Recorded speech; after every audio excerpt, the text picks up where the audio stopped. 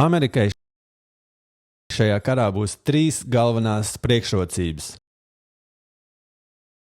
Šīs 3 priekšrocības ir, protams, tehnoloģija, propaganda un nauda, bagātība. Tie ir 3 galvenie Amerikas impērijas spēki. Labi, tehnoloģija ir tieši tas, ko jūs redzat katru dienu. Satelīti, kas spēj precīzi mērķēt, lidmašīnas, kas ir lielākās kara mašīnas pasaulē. Tātad Amerika ir mājas lielākajiem zinātniekiem, visprogresīvākajiem ieročiem, tā ir tehnoloģija.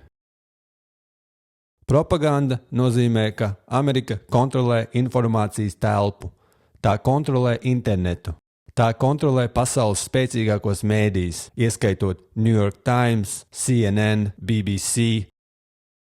Tā kontrolē YouTube, tā kontrolē Google, tā kontrolē informācijas ainavu. Ja Amerika nevēlas, lai jūs kaut ko zināt, tā to var paslēpt no jums. Tā var kontrolēt, kā jūs domājat par šo pasauli. Tā ir propaganda. Pēdējā lieta ir nauda, un tas ir ļoti vienkāršs jēdziens.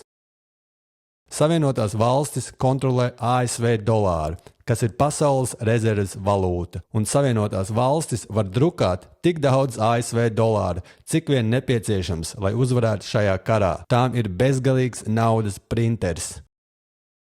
Un tad tās var izmantot šo naudu, lai uzpirktu cilvēkus, lai cīnītos šajā karā. Tās var maksāt algotņiem, tās var uzpirkt etniskās minoritātes, lai saceltos pret valdību Irānā. Tās var uzpirkt Irānas amatpersonas, lai nodot valdību.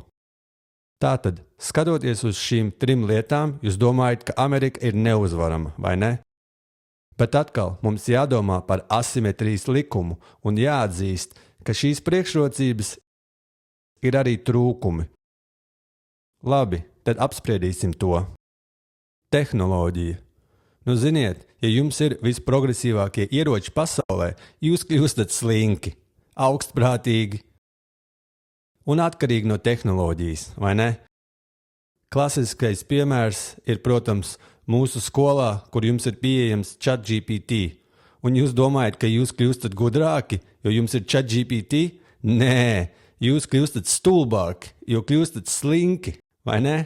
Tas pats ar tehnoloģiju. Jūs domājat, ka ar visprogresīvākajiem ieročiem pasaulē Amerika kļūs neuzvarama, bet tā vietā amerikāņu militārais spēks kļūst pārāk atkarīgs no tehnoloģijas. Tas kļūst pārāk augstprātīgs, pārāk pašapmierināts. Tas ir tā, kā, ziniet, ja jums būs grūtības, mēs vienkārši nosūtīsim gaisa spēkus un visu uzspridzināsim. Tātad tas novad pie atkarības. Un tas faktiski kavē inovācijas un izturību kaujas laukā. Un tieši tas ir vajadzīgs, lai uzvarētu. Jums jābūt inovatīvam un izturīgam kaujas laukā, bet tehnoloģijas dēļ jūs kļūstat pārāk slinki, lai domātu paši. Labi, tā ir viena problēma. Propaganda. Jūs domājat, Amerika kontrolē debati, tāpēc tai ir milzīgas priekšrocības. Patiesībā tā nav priekšrocība, draugi. Iemesls ir tāds, ka, lai notiktu inovācijas un izturība, jums ir vajadzīgas atklātas debates, vai ne? Jums vajag, lai cilvēki izteiktu atšķirīgus viedokļus. Bet, ja jūs kontrolējat informācijas ainavu, ko jūs varat darīt, ir cenzēt. Un tas ir tas, ko Amerika dara tieši tagad. Tā saka cilvēkiem, klusē un pakļaujies. Jums nav atļauts norādīt, ka šis karš ir stulbs un Amerika nevar uzvarēt šo karu. Citādi jūs tiksiet izslēgts. Tātad tas nozīmē, ka Amerikas valdībā, Amerikas militārajā, Amerikas elitē īsti nav stingru debašu. Un tas, protams, novad pie hubris. Tas novad pie sliktu lēmumu pieņemšanas. Neviens to nenorādīs, jo visi baidās sadusmot prezidentu un viņa cilvēkus. Tāpēc vienkārši klusē, un Amerika turpinās pieļaut tās pašas kļūdas atkal un atkal. Mēs to saucam par dzert savu paša kūleidu. Viņi būtībā apreibinās ar savu pašu preci. Tas ir cits izteiciens. Labi, nauda un bagātība. Jā, jūs domājat, tas ir labi. Mēs vienkārši uzpērkam visu pasauli, un mēs esam kārtībā, vai ne? Problēma ir šāda. Ja jūs uzpērkat cilvēkus, viņi necīnīsies par jums, vai ne? Jo viss, ko viņi vēlas, ir jūsu nauda. Jūs viņus uzpērkat, bet tad viņi iespējams paņems jūsu naudu un aizbēgs. Vai arī viņi izdomās, kā izspiest no jums vēl vairāk naudas, apmānīt jūs. Tieši tagad amerikāņi finansēs šīs militijas, etniskās minoritātes un opozīcijas grupas pret Irānu. Bet ziniet ko, draugi? Šīs grupas ir krāpnieki. Viņi necīnās tāpēc, ka vēlas vairāk brīvības. Viņi cīnās tāpēc, ka vēlas apmānīt ASV valdību. Tāpēc naudas jautājums ilgtermiņā var kļūt par problēmu, jo cilvēki, kurus jūs uzpērkat, jums nav uzticami un viņi nav motivēti īsti uzvarēt šo karu jūsu vietā. Viņi ir motivēti jūs apmānīt pēc iespējas vairāk, un tas var kļūt par problēmu ilgtermiņā, jo jūs ieguldāt tik daudz resursu šajos krāpniekos.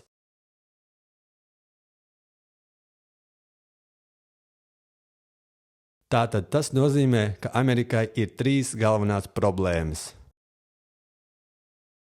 Tai ir 3 galvenās problēmas.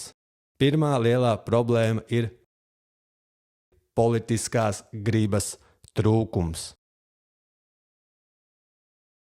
Un tas viss saka tikai to, ka Amerikas tauta nevēlas cīnīties šajā karā. Amerikas valdība pat nezina, kāpēc viņi īsti cīnas šajā karā. Nevienam tas nerūp. Bet Irāņiem tā ir dzīvības un nāves cīņa. Ja Amerika zaudēs šo karu, viņi vienkārši iet mājās un aizmirst par to. Bet ja Irāņi zaudēs šo karu, viņi visi tiks nogalināti vai zaudēs savu valsti, zaudēs savu sabiedrību, zaudēs savu civilizāciju, zaudēs identitāti. Viņi nevar atļauties zaudēt šo karu. Tātad pirmā lielā problēma, ar ko saskaras amerikāņi, ir tā, ka viņiem nav politiskās gribas cīnīties šajā karā, bet viņi tomēr cīnās šajā karā. Jautājums, protams, ir, kāpēc tas notiek? Tas faktiski ir vissvarīgākais un sarežģītākais jautājums, tāpēc mēs to atstāsim vēlāk. Otrā ir loģistikas un ražošanas ideja.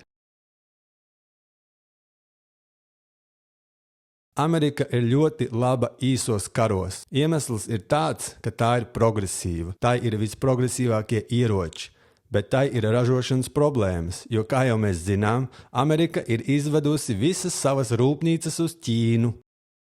Tātad Amerikai nav tik daudz rūpnīcu. Jā, tai ir visprogresīvākie ieroči pasaulē, bet šie ieroči nekam neder, ja jums nav munīcijas. Jums nav munīcijas, bumbu, ložu, un jums vajag rūpnīcas tam. Amerikai īsti nav šo rūpnīcu. Tagad es saprotu, ka Amerika mēģina uzlabot savu ražošanas kapacitāti, bet tas ir diezgan lēni.